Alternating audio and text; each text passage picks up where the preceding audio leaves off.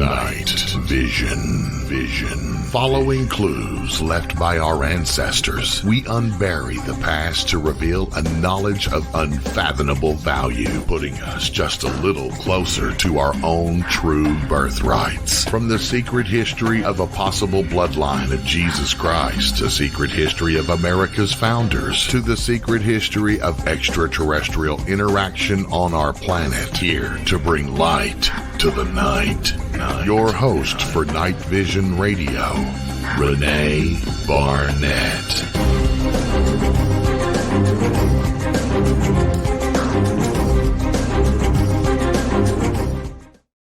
Hi, everybody. Welcome to Night Vision once again. Boy, as ever, so much going on in the world this week. As you know, probably by this time, there's some sort of a civil war or coup going on in Russia right now. So I've been glued to the news. This is our time, as I always say, to take a step back from all that and get into some information that we all really enjoy. And we've got a great show line for tonight. I'm really excited. And I hope we have enough time to get as much in as I want to get in, but we're going to do our best. First of all, I would like to give a shout out to our dear colleague and historian, James Martin. He's laid up with a virus. It's not COVID, and he is improving. So hopefully next week he'll be back with us. But I miss him terribly, as I'm sure you all do. I always, as you know, I always called him my personal font of knowledge and my hard drive of information, my external hard drive. So I really miss him a lot and wish him well, certainly. Now tonight, we're going to go back to the Old West, and we're going to talk about some characters from the Old West, some strange involvements that they had, and also some, a little bit of, I guess you could call them ghost stories from the Old West. And so we've got two very special guests tonight. I think I'm just going to bring them both on at the same time. But first, I'd like to introduce author Daniel Dukes. He is the great-great-grandson of Jesse James, and he's written several books. And I would suggest that you go to Amazon and look up Daniel S. Duke. I think that's the right middle initial.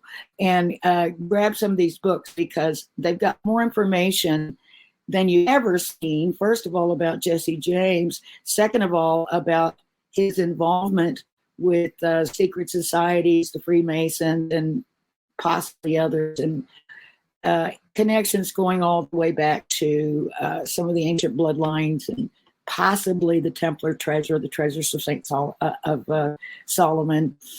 So first, I'd like to bring in, say hello. It's nice it's a pleasure to be here. Hey, you're actually in a house. Yeah, instead of in a truck on top of the hill. You had to go up on top of the hill. Yeah. And secondly, I would like to introduce Heather, who I got to tell you, as you guys know, I worked in television for a long time and radio and other areas along the lines of the paranormal in that genre. And I have met about 1 million psychic mediums, and including the most famous ones on television. And some of them are very, very good. I have never, ever, ever seen anyone that has the gift or the ability that my next guest has. And I have to thank Dan Duke for introducing us.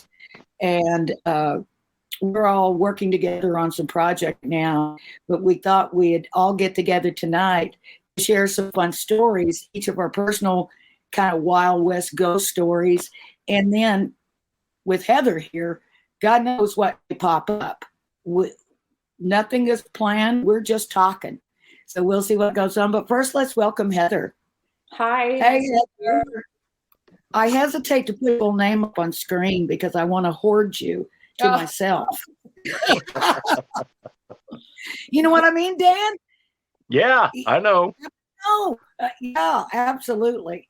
I mean, I'm telling you, Heather, and I've already told you this about a jillion times, if I'm not like making some loud curse word exclamation every time you tell me something, it's all I can say is wow.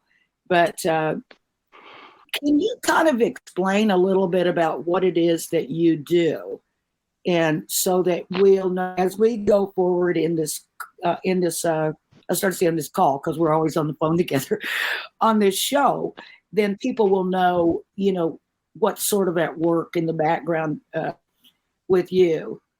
Yeah, so I am a medium, and I've been a medium ever since I was little. I was born this way. I've been able to see and talk and, touch spirits in front of me. My spirit guide is just amazing. She's always ready and willing to help anytime she can. And so that's where I get a lot of information from, is her. She's just wonderful. I can't speak highly of her enough. But yeah, well, she's actually part of the reason we're doing this show tonight, because she does have that wild, wild West connection. She definitely does. And so she knows a lot about it. Yep. But yeah, let's see who pops up. Exactly. Somebody may not. We're just, our doors open. And if somebody comes in and wants to say something, I tell you, I was having some crazy audio issues before we came on the air, and I had to sort of rig things along with, our producer, Bill, to actually come on the air. So I'm actually rigged in a way that is not normal, but I never have audio issues. And I was like, trying to let you know, to let Etta know, we're only going to say good things about her. So if that's her doing it, please cut it out. We're going to be nice. We're going to be nice. But she's definitely listening. Oh, good. Well, tell her to pop in anytime she likes. She's welcome to say anything, nothing, whatever suits her. So Dan, you've been on the show before, and maybe some of the viewers and listeners were, but you are the great grandson of Jesse James, and you've been able to prove that definitively. But not only that, because of proof, we also know that Jesse James didn't die in the way that it was said that he did. He was not shot dead. He actually faked his death, lived his life under a different name, and that name was the name that you knew as your great-great-grandfather. Yes. Is that right? That's exactly right. That's exactly right. But then, was it just stories stirring around in your family that got everybody's, or got your mother's attention? Yeah. My late mother, Betty Dorset Duke, she grew up hearing the same stories I did. Family get-togethers, holidays, whatever. Everybody would talk about, eventually somebody would start talking about Jesse James. He was my great-great-grandfather, my mother's great-grandfather. They would state that he came to Texas and didn't die as history said he did. So, you go to school, you read the history books, or you watch most movies, and they claim that Jesse died at the hands of Bob and Charlie Ford. They shot him in the back of the head. So Mom wanted to know which story was true, the historically accepted story or our family story. And that's what got her started on all of this. Matched family photos. We took our family photos to forensic photographic analysts like the Austin Police Department, Texas Department of Public Safety, which is our state police, and a group in New Jersey who were world leaders in facial recognition technology. And they all verified that our family photos matched the historically accepted photos of Jesse and his family.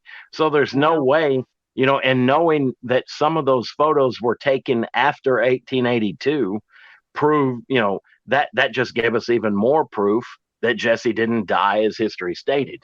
And then she went further to prove, and no pun intended, but she shot holes. She shot the traditional story full of holes. When they did the exhumation in 1995, she shot that full of holes. Nothing about that exhumation proved anything. And we've got far more evidence than traditional history has. Yeah, yeah. And there was also some DNA testing I know that was done that did prove your mother was in that family that's related to Jesse James. And then hopefully, we'll do some further testing down the line if we get a chance. Exactly. Now that maybe some of the older family members have to the other side and they wouldn't have they wouldn't be embarrassed about having any results come out or anything like that. So this might be a better time to get that done. That's really cool. But, kind of, it's like, that's kind of your connection with Heather. Not only because when your friend met Heather, she had a message for you from your mother, who is, part of this story, or the big, big part of this story. She's the genesis of this whole investigation. Yeah. And there's not only that, but there's some personalities that are connected here. And is that right, Heather? Am I off base with Etta being connected with the same group of guys? Yes, so Etta has talked about it before. She has talked about actually past lives and things like that. And what Dan is saying is that's the story that I'm getting as well. History is not. You're confirming what Dan has found and his mother found. And, but with Etta, do you want to tell us about Etta and how she figures in that lifetime to the picture? So Etta, I've always known Etta, like I said, my entire life since I was a child. I never knew exactly who Etta was. I've just always seen her. And so she was kind of like, the annoying sister that takes your clothes and doesn't return them on time. We've always had that kind of like best friend relationship.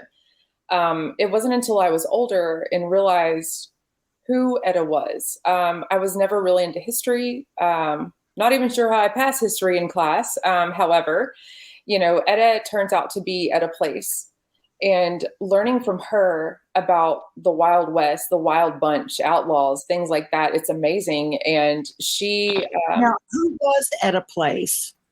Etta Place was the Sundance Kid's wife. Her, Butch Cassidy, Ben Kilpatrick, Laura Bullion, they all had, they're in the same soul group, and, the Wild Bunch, that's who they were.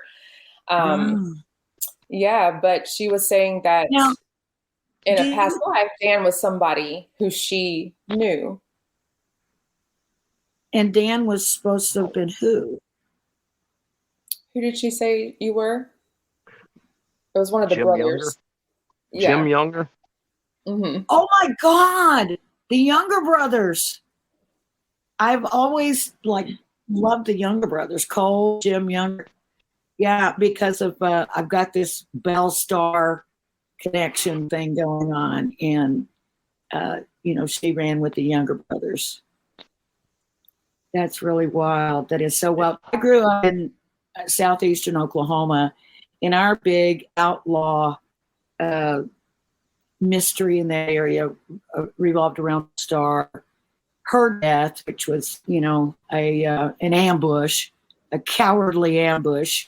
Some people say it might have been her son, but I don't know who it was.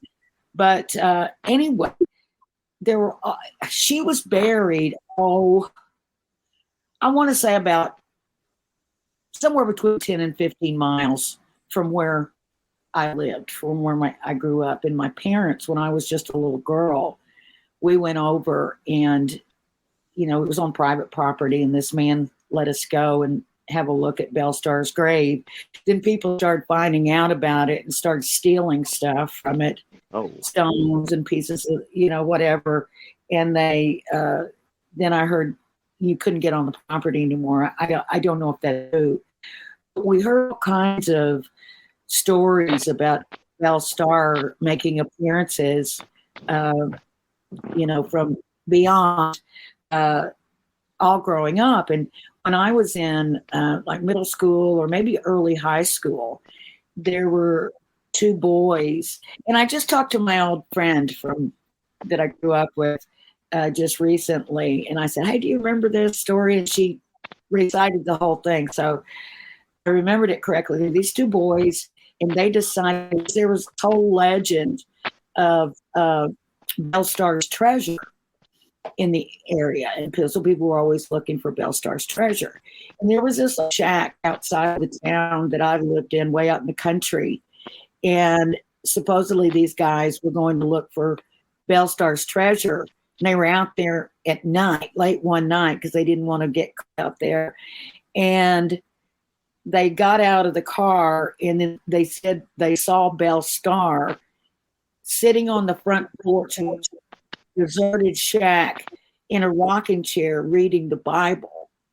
And so they just screamed and ran back to their truck. And as they were driving away, she was sitting between them in the truck. True story, this part I know to be true. Their parents took them to the hospital because they were so freaked out. And from then on, anytime you would drive by their house, the lights were always all on. The boys could not have the lights off in the house after that. I don't know. I would love to catch up with those guys today and see, get them to retell that story and see if it still affected them. That's my big Bellstar ghost story. Yeah. So is her name Myra? Who is Myra? Okay. So Myra. Myra okay. Bell. Yeah. Wow. So shot, horse theft. That's what she's talking about. Her? She was saying that her life ended when her husband died. Oh. Sam. Would that be Sam Star, Dan, or Sam would that Star. be some? It was Sam. Yeah, that was Sam Starr. Okay. Mm. Huh. Her life ended when he died. I think that she meant like her heart, her life ended. Yeah. Yeah. Yeah, that's the way I take it. Yeah, she was quite a character. And as was her daughter, Pearl, who had They're saying that she thought maybe she was with Cole, but she wasn't. Cole she Younger. wasn't. Yeah, I did think at one time they were together. Didn't you? There were a lot of, it's been, some authors have written that they had a on again, off again love affair. But that's not so, huh? Cole and Bale. That's funny. But that could just be rumor. We know that we find out all the time things that literally change history. There's something that's dug up out of the ground. A new document is found. Some kind of new evidence is found. New science comes out that helps prove something. History is like evolving. And plus we know, history's only as good as the person that wrote it, and a lot of times history is written by the victors. So they always write it and put themselves in the best light and their enemies in the worst. So if you're really going to be a student of history, you really got to dig and read between the lines, because, sometimes it's not always obvious. Sometimes what they're saying, it's almost the opposite of what they're saying. A lot of projection. That she's talking about right now, that one of her kids like beat her horse or something, like hit her horse. And so like she got mad at him and beat him for beating her horse. And that's who did it. Oh, he did kill her? I've heard that was one of the possibilities, but it's never been proven. That's sad. But she doesn't care now, does she? What'd you say? Tell me about that. Like, is she sad about that now, or she's fine with it now? Yeah, everything is fine. All is forgiven.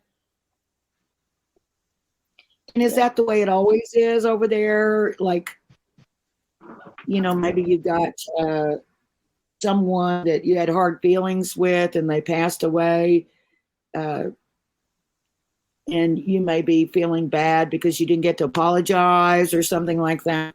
Yeah, so there will be some times where they come through there will be some times where they come through and they do want to apologize, and they do, because they didn't realize exactly, how they made you feel whenever they were here, but they realize it now. But what about if you were the bad one and you're talking to them on the other side? Do they need an apology from you? Or are they resentful because they didn't get that apology before they died? No, there's no resentfulness feelings. So no revenge. No revenge, just love, light. Okay. It's kind of hard to swallow now. I mean, I believe you. I'm just saying it's there's a couple of people I know personally who I can't see myself forgiving, I guess. But then again, I'm not on the other side. So right. Well, once you get over there and get your wings, you'll be all right. Yeah, I guess they're probably better than we are over here.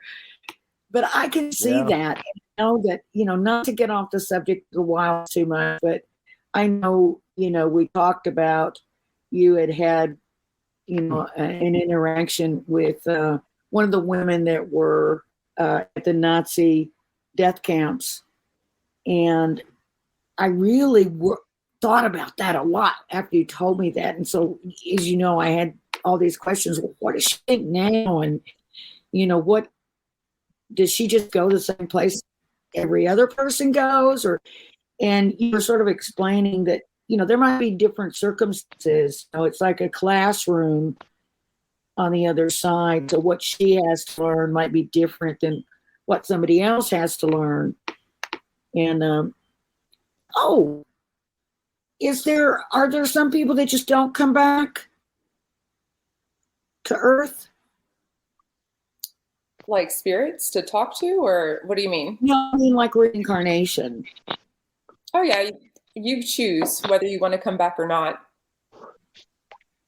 Okay, so it's not just like, evolved to such a high level that I don't have to go back to that hellhole Earth anymore. No.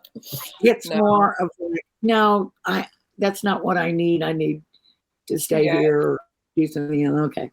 All right. Well, Dan, didn't you have a ghost story about Jesse? Yeah. One of the stories passed down through the family after Jesse died. When he was during his funeral, half of his kids stayed home and were digging up the yard looking for his gold and silver. So, which I thought was pretty sorry of them. But one of his kids, Byron, it was one of two of his sons. His name was Byron. Byron was said to have been looking for the treasure. He'd been looking hard, and he almost found it, according to family legend. He almost found the treasure, but he never did. And the reason he knew that he almost found it, one night he was going over the treasure map that he had that got passed down through the family. And Jesse appeared and told him, "You almost had it. You almost had it." And then he disappeared. And I thought that was kind of funny, just because knowing Byron, he was a very greedy man. And that's all he seemed to care about was what he could get. And Jesse showed up and told him, "You almost had it." And then he disappeared and never told him where it was. And Byron never found the treasure. So I just feel like,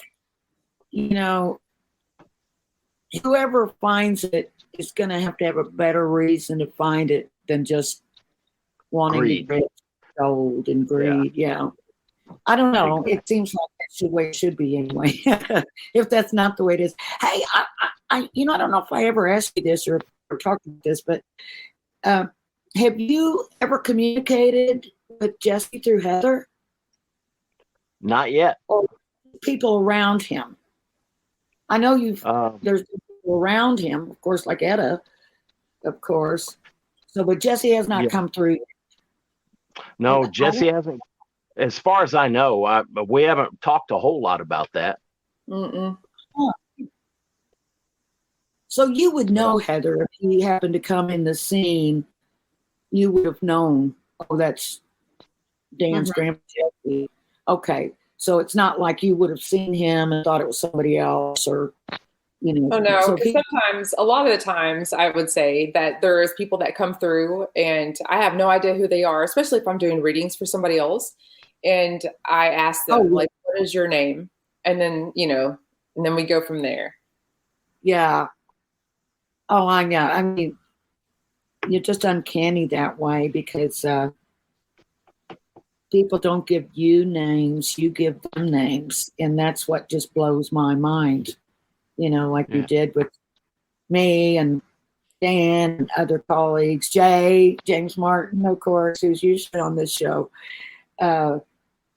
Just so impressed with that, because it just seems like you're just like a clear channel, and I don't mean you're a channeler, but you've got a clear channel, and it's like there's no way that you could know certain details, like funny little details that nobody would know, or certainly not Googleable, so I've just never seen anything quite like it. Have you run into anyone else that kind of does what you do? Well, I know you've probably run into other mediums, but in the way well, the other ones that I've run into, they've always said that like they don't get names a lot of the times, and they even think that I'm strange, that I do get names. So right. Well, that's the thing. Always been a part of my life. That's so weird. And now your little daughter does the same thing, which is hilarious. Oh my goodness, she's going to drive people crazy. Yeah, I plan on getting a lot of calls from the school. Oh my God. That's right. That's right. So funny. But so with your connection with Etta, your spirit guide, who happened to be a person in real life named Etta Place, who was a little bit of an outlaw herself. Other people have in that circle have you've either connected with on the other side, or they've come into your life from this side. That's what's really interesting, because it seems like, through a weird connection, you came into contact with Dan. And then I know you have another friend, Jack, that you've pretty much known all your life, who also has this same connection with that group of outlaws. Yeah. And what do you think it is that you guys are supposed to do about it? I don't know. I just think that we live a very blessed life getting to know each other in this life. A lot of people don't realize, their primary soul groups and their sub soul groups. And I just feel extremely lucky to know who mine are. I wouldn't have a clue. Who's in mine. I know who I feel close to, and there are people that you go, is it like this? That there are people that you go through life and you just have this bond, and, it may not be a family member, but a friend. And sometimes it's kind of an unexpected person that you don't understand why you're drawn to or have this bond. I'm not talking about anything romantic. I'm just talking about, close bonds with a friend of the same sex or a friend of the opposite sex, whatever. Is that an indication that there is some kind of a connection like that? Yeah, whenever you're going to know, because it's going to be like an instant, strong connection and for some reason, like you automatically love this person, not in a romantic type of way, but you love this person, and you're not even sure why you love this person, and that's when you've known them from some other place. Yeah. I mean, I do have people like that. I mean, Jane's one of those people for me. I don't have a lot of people like that, believe me. Those connections are very rare. But it is odd, how connected we became instantly when we met. We met through another friend of ours who wanted us to get together, and he died shortly after connecting on. We just felt like he kind of knew, we should meet. And then it's totally, I feel like he's my family. It's very, very strong and very weird. So, maybe he is, but I still don't really know. I don't have the gift of knowing, like you do. Like you say, I'll know it. But as soon as I think something, see something, hear something, I start trying to talk myself out of it and rationalize. Oh, maybe it was this, or oh, maybe the dog knocked that over, or whatever it might be. It's difficult to trust your own self on those kind of things. Yeah, but I think you grew up with all of it. Yeah, you just have to learn to go with your gut feeling, your first instinct, and you're usually right. When you start trying to justify and trying to interpret it your own way, then it's going to be wrong. That's it. Because I know you've had some funny things come through that they say, tell them this, tell them that. And you think, I don't want to say that. That sounds silly. But then you did, and the person knew exactly what you meant, that was trying to connect. That's so funny. But have you had any weird experiences other than just talking to all of them, Heather, where like Etta or any of those guys have popped up in an unusual place, or have you ever had any like physical things happen? Yeah. So one day, Etta actually came by and we were sitting there talking. This is just like a normal day. We were sitting there talking, and she was wearing a very like intricate dress, beautiful dress. And I was thinking to myself, I wish I could touch that material just for some reason, and then, of course she can read my mind, and she's like, go ahead and touch it. And so I reached my hand out. I didn't know I could do that. I reached my hand out, and I sure did. I touched her dress, and I could feel it with my, all the intricate, linings and things like that, and her hair, and it was just, it freaked me out, and it takes a lot to do that, but it did. Wow. And it just felt just that physical. Yeah. Like it felt whenever I see her, it would have felt just as the same. Yeah. So bizarre. Because when I see her, great. I see her like I see you right now, or Dan, because she's just standing, she just stands there, sits down, and, she'll reach down and touch my daughter's hair and things like that. And I mean, it's just like she's part of my family. Yeah, that's really interesting. Do you know why she's your spirit guide? How do people pick? Yeah, I've never actually asked her that before. I don't know. All I know is that we're in the same, soul group. Some things when I ask her, she doesn't answer because I don't think that we're supposed to know. Right. But I do know that spirit guides are usually not relatives, and neither are like guardian angels. Oh. Yeah. And do we choose our guide, or do they choose us? They choose us. They choose. Oh my gosh. And everyone has one, you're saying? Yeah, you can have more than one. I wish I knew who mine was or who they were. I just don't know. Yeah, we'll have to talk later, and we'll see if Etta will tell us. Oh, she could see that. Cool. That is interesting. Yeah. Dan, part of the mystery of the Old West for me has come since, I've got you and read your books, and which we should mention, go on Amazon and look for Daniel Duke and his book. They're quite interesting.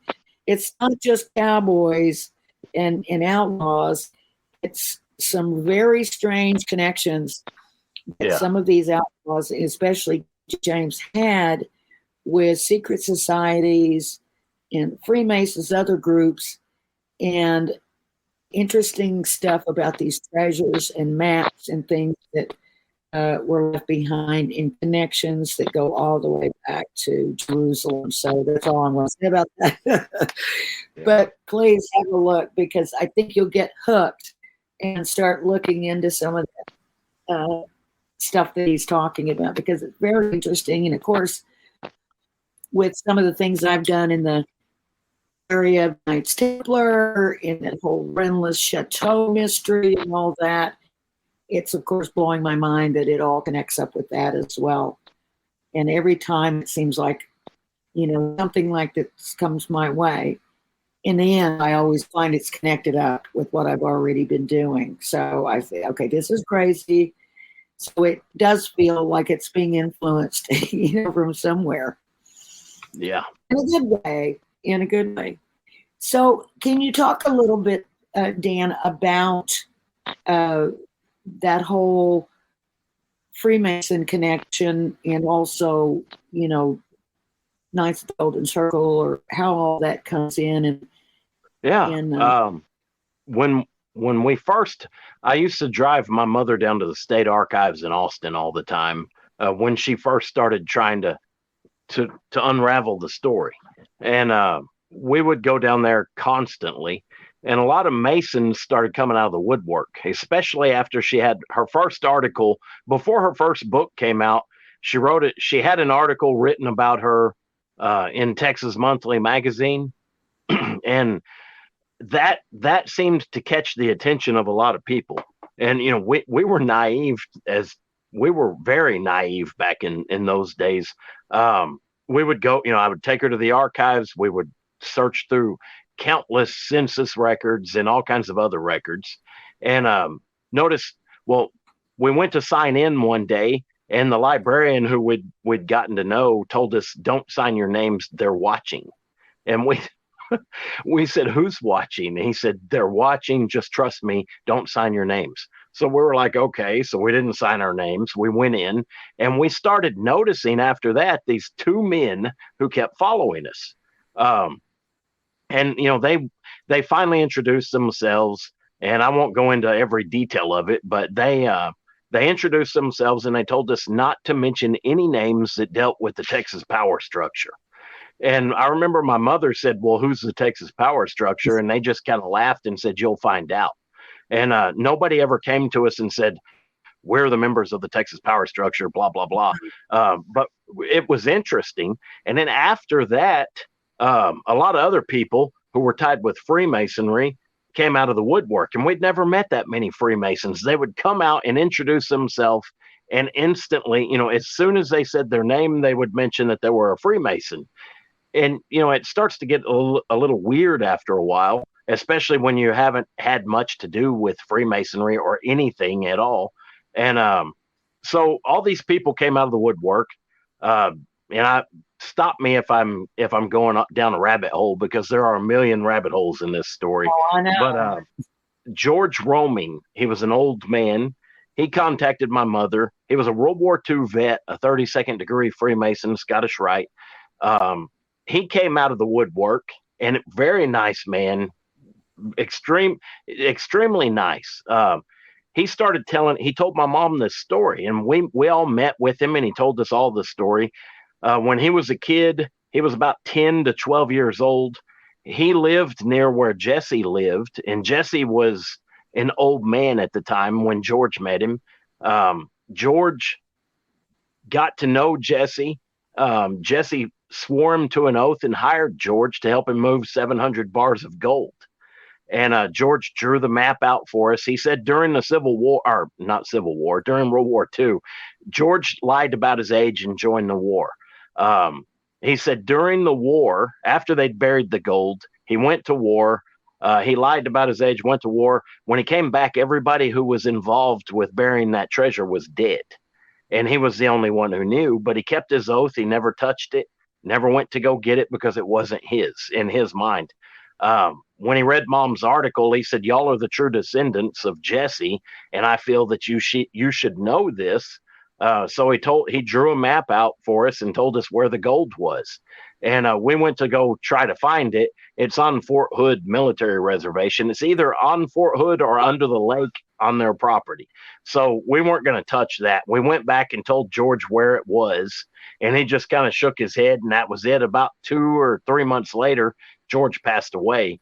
Then during that time, and this didn't all happen overnight, it happened in stages, but Wagner Carr, the former attorney general for the state of Texas, contacted my mom. He was real interested in Jesse and the treasures.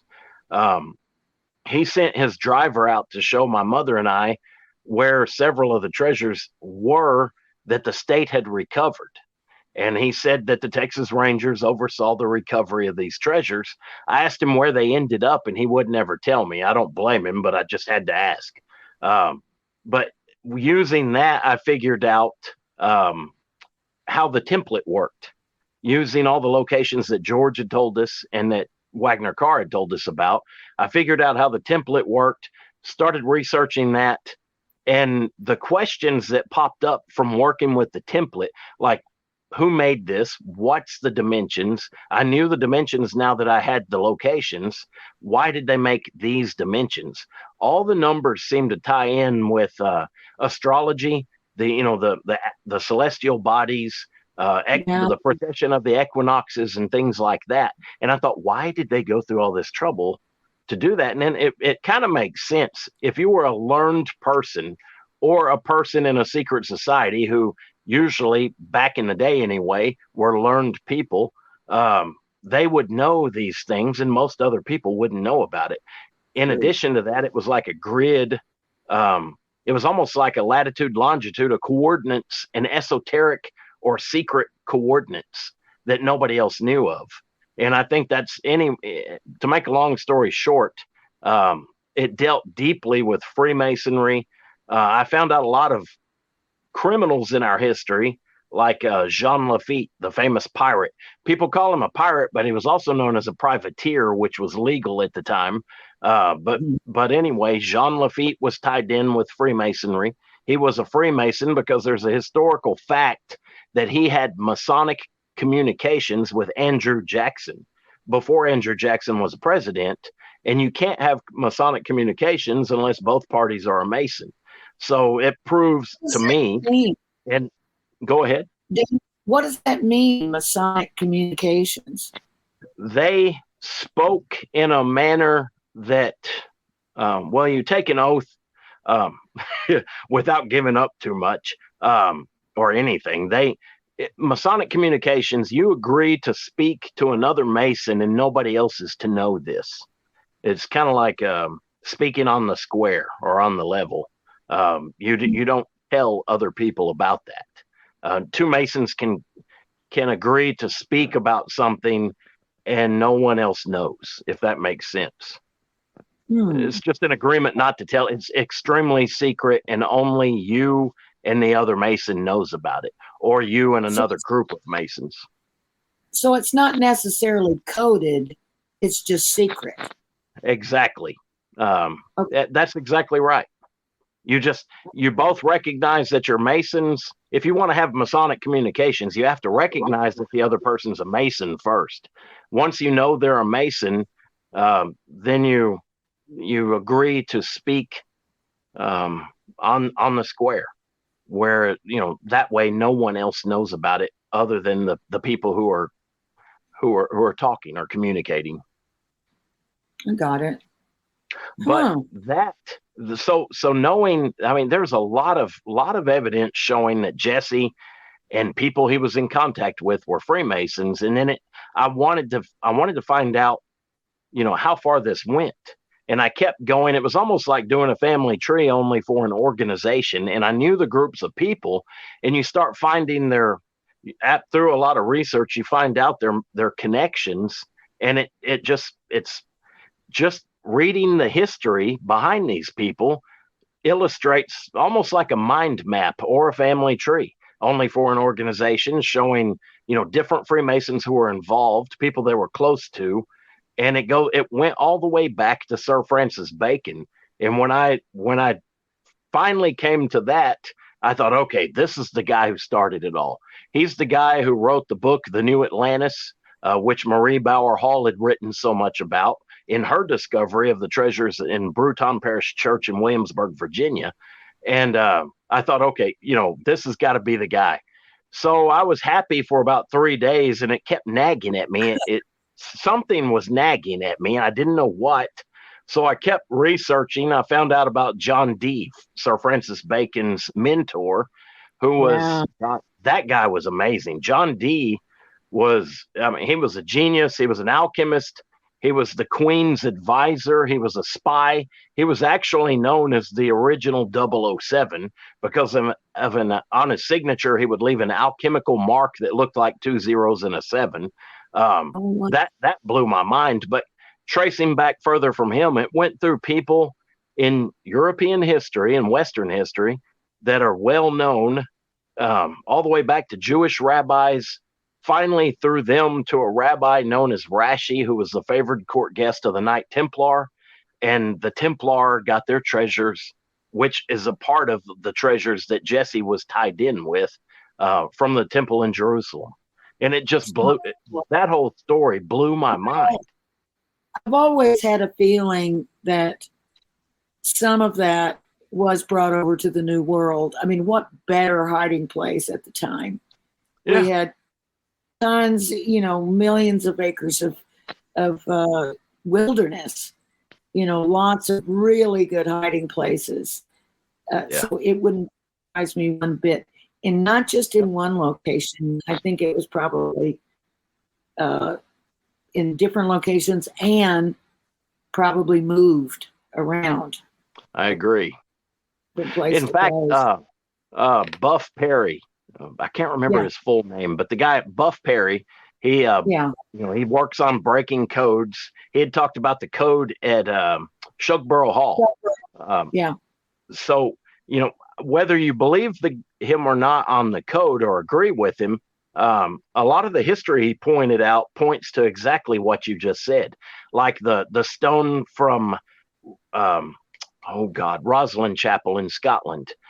I forgot the name of the stone he called it, but anyway, was it the Stone of Scone?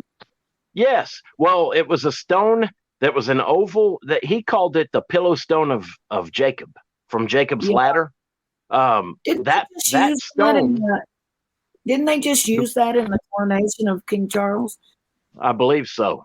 Well, there's actually different stones. That stone is a giant block, whereas the stone he was talking about was an oval shaped stone. It was a lot smaller than the block of the Stone of Scone.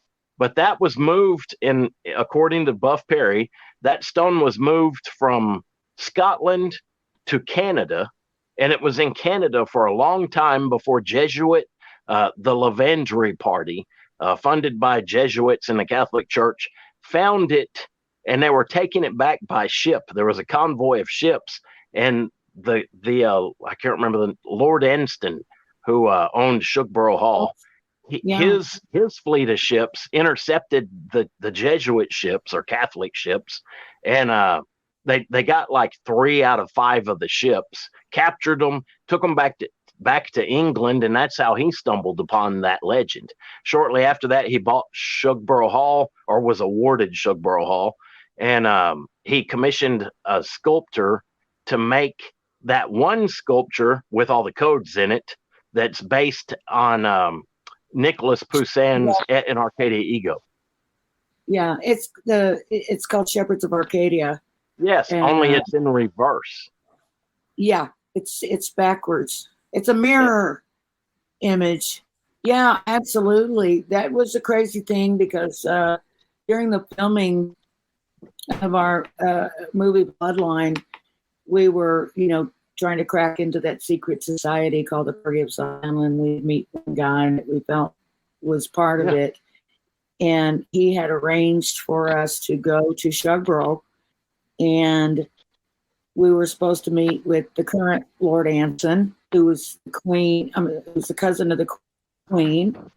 And he was also very famous back in the 70s for doing a bunch of photographing of Jagger and Twiggy and all the mods. I don't know if you remember his photographs, but anyway. And he was supposedly a member of the Priory of Zion, and he had said he would open his archives to us if we came over. So we were supposed to go over that the next week. And then I'm sitting in the office and I see something come across the news that he had dropped dead, at a garden party. And I just couldn't believe it. I, called my business partner. I think he was in Paris. We were filming there and they were going back over to England. And I said, Lord Anson just dropped dead. And he goes, well, you've got to be kidding me. And I don't know if you remember in the film, Dan, that, Nick Haywood said there was a certain poison that was tasteless, odorless, colorless, and it would cause a cerebral aneurysm. Yes, a cerebral hemorrhage or stroke. And that's exactly what Anson died of. He was at a garden party day, and he just fell over.